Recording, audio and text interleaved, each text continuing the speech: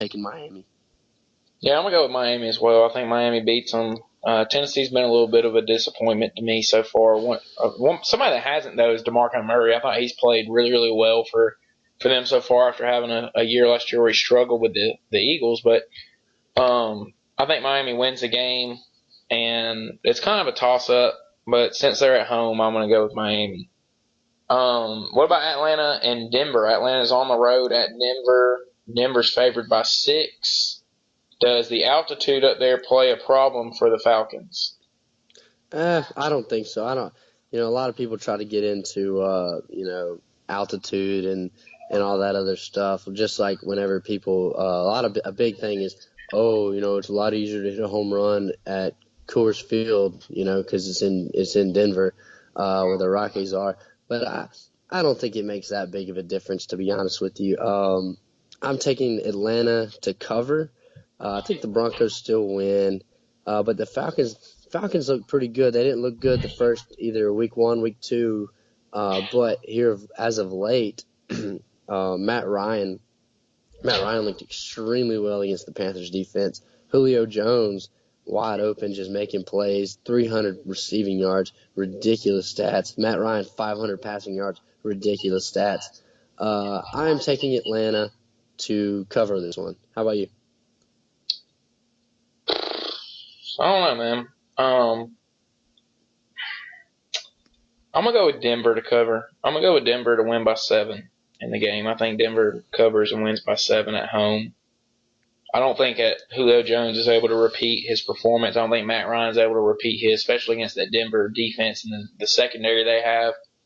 So I'm gonna go with Denver to win by 7 in the game, maybe 31-24, 24-17, something like that. But I'm gonna go with Denver in that one. What about Dallas and Cincinnati? Dallas it's a pick'em game. Dallas is at home.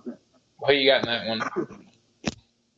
Well, whenever I made this pick, the Bengals were a 1-point favorite, so I went ahead and put them as my upset of the week for the Cowboys. I think the Cowboys are going to win. Obviously now, it's just a pick 'em game, but I think the Cowboys win. Dak looks like he's settling in. Ezekiel Elliott rushing well behind that offensive line. They're really doing him good. I know Dez is out, but man, if they could get Dez back, uh, that Cowboys offense would be pretty bad. Bad news. Um, Bengals, I don't really know a whole lot about the Bengals, to be honest with you, but I just think the Cowboys are starting to, maybe pick it up a little bit, hopefully. What are you thinking?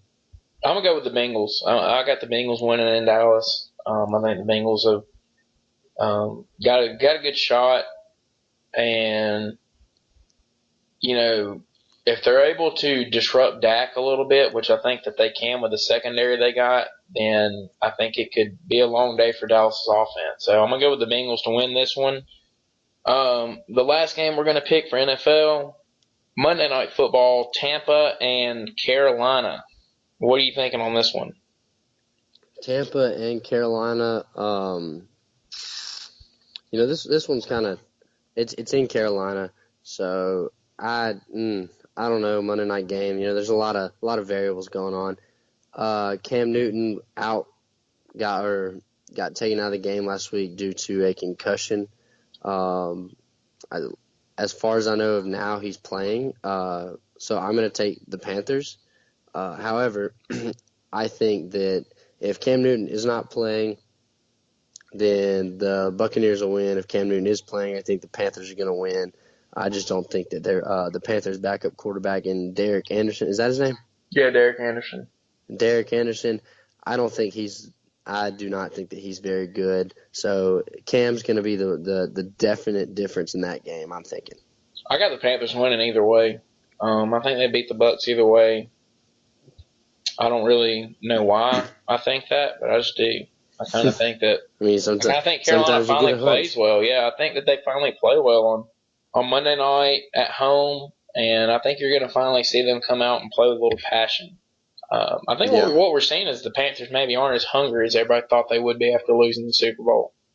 Yeah, I don't know what their deal is. Obviously they lost Josh Norman. Yeah, Um, which has made a that difference.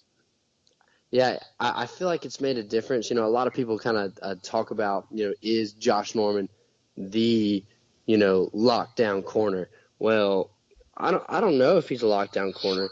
To be honest with you, especially after they played the Steelers a couple weeks ago, Josh Norman, as a quote unquote lockdown corner, uh, you got to follow the number one receiver on the field, which in that case was Antonio Brown.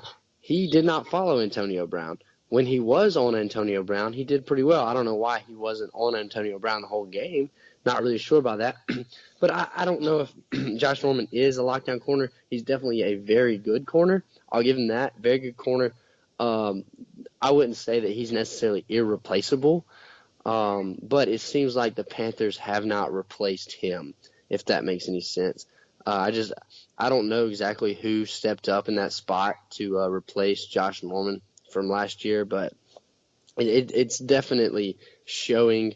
Their defense is not the only issue. Obviously, they still got Luke Kuechly, who's been playing pretty well, but I feel like they don't have much help in the secondary. I feel like the Panthers, Cam Newton just hasn't been playing well like he did last year at all. They don't really have a whole lot of help in their running backs. Most of their backs are, I would say, several of their backs are passing backs. They don't really have a guy that's going to run the ball. Cam Newton's kind of just running the ball for them and taking a lot of hits, which is why he came out with a concussion last week. But I don't really know what their drop off is this year. What do you think about that? Uh, you know, I just think that I just think it's what I said. I think they're not as hungry. I think they came Yeah, into I think they just came into the season thinking that they were going to be able to walk over people again, and now you kind of put a target on your back. So with the yeah, way they played last year, teams are kind of gunning for them. They want to play hard against them, and they want to beat them. And I just don't think they're handling that the right way. And I think Cam's starting to get hit around a little bit where he hadn't been in years past, and it's starting to affect him some. So I just think that that's kind of all adding up together to put the Panthers where they are. But I do think that they start to turn around a little bit this weekend and are able to beat the Bucks. And so, um, one thing that we didn't talk about earlier that I want to talk about is the Louisville and Clemson game from last week. That was a great game.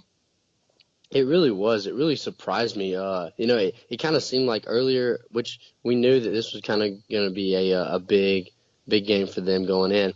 But the way Louisville had been playing, they had been really hot. They had been beating teams pretty handedly. And then you got Clemson, who's seems like they've just been hanging on by a thread in every single game, just playing, teams that aren't traditionally good, just hanging on by a thread.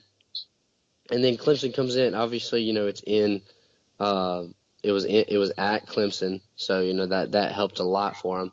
But I did not see that one coming, to be honest with you. Yeah, when they jumped ahead 28-10, I was really, really surprised. And then Louisville came calling back. And then, you got to credit Clemson. I think that the game changer is when they had the big kickoff return and then scored within 2 plays after Louisville had taken the lead. And that was the big game changer in that one. And just a good back and forth matchup. It was a good top 10 matchup. And you got to credit Clemson.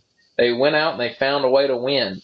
And they've been doing that so far. So, you got to really give them a lot of credit. And, that was a good game and probably one that's going to end up being the deciding factor in the ACC. Unless we could see Florida State upset Clemson. I don't see it happening, but that would be interesting if Florida State upset Clemson. Yeah, which I think we learned from this past week with that specific game. You never know. College football, you never know week in, week out, anybody can beat anybody. All it takes is just one hot day or one off day. That's all it takes. But yeah, the Florida State Clemson or the Florida State Louisville game, you said, right? No, Florida State Clemson game. Florida State and Louisville already right? played. Yeah. I get them mixed up sometimes. But yeah, that's going to be a tough one. Florida State looked pretty good early in the season against Ole Miss whenever they had that big dramatic comeback, and then they just haven't looked the same since. And then Clemson, they haven't looked good at all, and then they all of a sudden look pretty good against Louisville. So you never know what you're going to get, obviously. Looking forward to that game, though. How many more weeks is that going to be? Offhand? I think it's 3 or 4 maybe.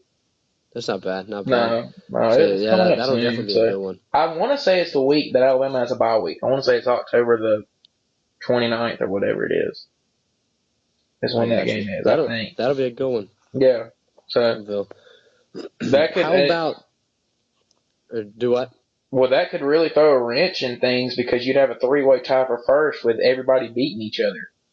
Louisville beat Florida State beat Clemson beat Louisville. So that'd be really interesting to follow. And then on the other side, you just kind of got North Carolina just sitting there, waiting for whoever. So ACC is a little interesting right now. But what do you think about the Tennessee and So North Carolina's pretty much going to win their division. Well, they got Miami sitting there too, so I got you. That's going to be interesting right there. But I think, well, hold on, I think that's right. I think Miami's on the other side. Let me check that real quick. All right. But what do you think about Tennessee and Georgia Saturday? The Tennessee Georgia, that was an interesting game. I did not see the whole game. I wish I could have seen it. I was too busy looking for a ticket, a student ticket to get in the Alabama game. I finally found one 6 minutes before kickoff. Got a free one from some Facebook page. But Tennessee, Georgia, I don't know why why their secondary does not swat that ball down. They were not in any kind of position to make a play. It was just poor defense all around. I don't know who I'm pointing the finger at, but I'm pointing the finger at somebody. And Georgia should have won that game, and I'm going to put it on the secondary. I don't know what went wrong for him. Not really sure what happened. It was a great throw by Josh Dobbs, tremendous throw. I didn't think he was going to make it all the way. Great throw. It was good by the receiver to, actually looking in, not think, okay, not think about the distractions behind him. But Tennessee, great resiliency to come back from that game. But I mean, it was definitely a classic. It was a great one to watch. The little bit that I did watch, I obviously missed the major part of the game, which I hate I did. But Georgia, I don't know what their deal is. A few years ago when they played Auburn, they had the same deal with their secondary, where it was the year Auburn did the same year as the kick six. So I guess 2013. Auburn, it was that last second play, and the receiver overran the pass, and then Georgia two guys went for the interception, and it hit off of them, and then the Auburn guy still caught it and ran it for a touchdown. They just need to tell that Georgia secondary, they just need to tell them to swat the ball down. Don't at last second of the game just knock it down. Do not try for a pick. Quit being selfish. It's just poor defense on their part. Well, I don't even think it was that they were not trying to swat it down. I just think they were in awful position. If you go look, there's 3 Tennessee receivers in front of the Georgia defenders. So, they were all behind them, and they let the guy jump up in front of them to make the catch. And credit to that guy, he went up and caught it at the highest point that he could and was able to come down with it. So, yeah. And by the way, Miami is in North Carolina's division. They're on the other side. Those two meet next week during the Alabama-Tennessee game. So that'll be an interesting one. If Miami were to win this week and and North Carolina win this week, then game day will probably be in Miami next week for Miami and North Carolina. Yeah, so, I'm really ready to see how Miami will play Florida State this week. I haven't really gotten to watch them a whole lot. Have you? No, I hadn't seen them much. Also, North Carolina plays Virginia Tech at 2:30 this Saturday. So that'll be an interesting one. Number 17 versus number 25. So North Carolina's got a little tough stretch here where they got Florida State, Virginia Tech, Miami. So that'll be interesting to see how they're able to handle that. And Miami having to go back-to-back weeks with Florida State and North Carolina. So that's something to watch for in the ACC. It'll be really, really interesting over there. So Yeah. How are you? What do you think about Wisconsin? Obviously, they didn't win. No, but they played well. They played Yeah, they really did. well Saturday, and they have a good defense. I think that's one thing